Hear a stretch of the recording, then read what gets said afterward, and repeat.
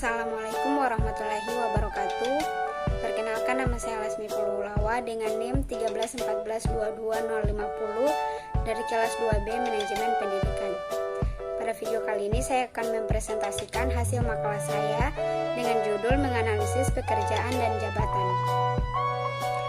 Latar belakangnya, analisis pekerjaan atau job analysis adalah suatu prosedur untuk menentukan tanggung jawab dan persyaratan keterampilan yang dibutuhkan dari pekerjaan dan jenis orang yang harus dipekerjakan.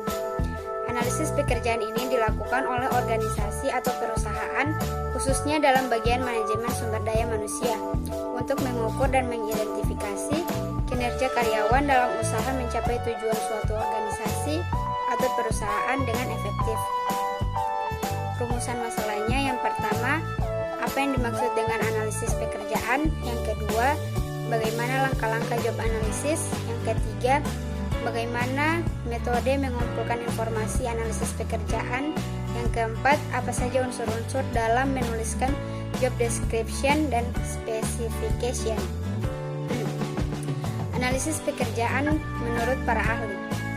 Menurut Dessler, analisis pekerjaan adalah prosedur yang dilalui untuk menentukan tanggung jawab posisi-posisi yang terdapat di suatu perusahaan dan karakteristik orang-orang yang bekerja untuk posisi-posisi tersebut. Yang kedua, menurut Ivancevich, menyatakan bahwa analisa pekerjaan merupakan deskripsi mengenai bagaimana satu pekerjaan berbeda dari yang lainnya dalam hal kebutuhan, aktivitas, dan keterampilan yang diperlukan. Langkah-langkah job analysis.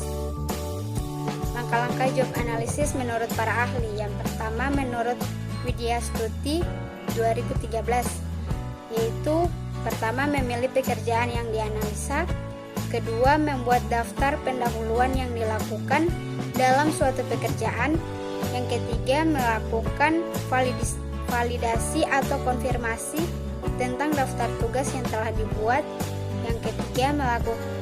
Yang keempat, setelah mengidentifikasi tugas, selanjutnya dilakukan identifikasi tentang pengetahuan, keterampilan, dan kemampuan pendukung yang dibutuhkan untuk melakukan masing-masing tugas. Yang kedua, menurut Hasibuan 2009, yang pertama yaitu menentukan penggunaan hasil informasi analisis pekerjaan. Kedua, mengumpulkan informasi tentang latar belakang. Ketiga, menyeleksi muwakal atau orang yang akan diserahi jabatan yang akan dianalisa. Yang ketiga, mengumpulkan informasi analisis pekerjaan. Keempat, meninjau informasi dengan pihak-pihak yang berkepentingan. Selanjutnya, menyusun uraian pekerjaan dan spesifikasi pekerjaan. Dan yang terakhir, meramalkan atau memperhitungkan perkembangan perusahaan. Selanjutnya, metode mengumpulkan informasi analisis pekerjaan.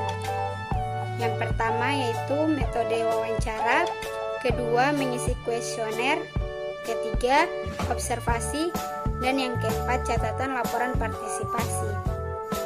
Selanjutnya, unsur-unsur job description dan job specification. Job description merupakan panduan dari perusahaan kepada karyawannya dalam menjalankan tugas. Semakin jelas description yang diberikan, maka semakin mudah bagi karyawan untuk melakukan tugas sesuai dengan tujuan perusahaan. Kemudian yang kedua, job specification ialah kualifikasi minimum yang harus dimiliki seorang agar dapat menjalankan suatu jabatan. Di dalam spesifikasi jabatan telah ditentukan kemampuan dan bakat dasar yang harus dimiliki untuk menjalankan suatu pekerjaan. Selanjutnya, kesimpulannya. Analisis pekerjaan adalah suatu kegiatan sistematis dalam melakukan suatu pekerjaan dengan menentukan tugas, kewajiban, dan tanggung jawab dari suatu pekerjaan, pengetahuan, kemampuan, dan keahlian yang dibutuhkan untuk melakukan pekerjaan dalam suatu organisasi atau perusahaan. Baik, sekian dari saya. Wassalamualaikum warahmatullahi wabarakatuh.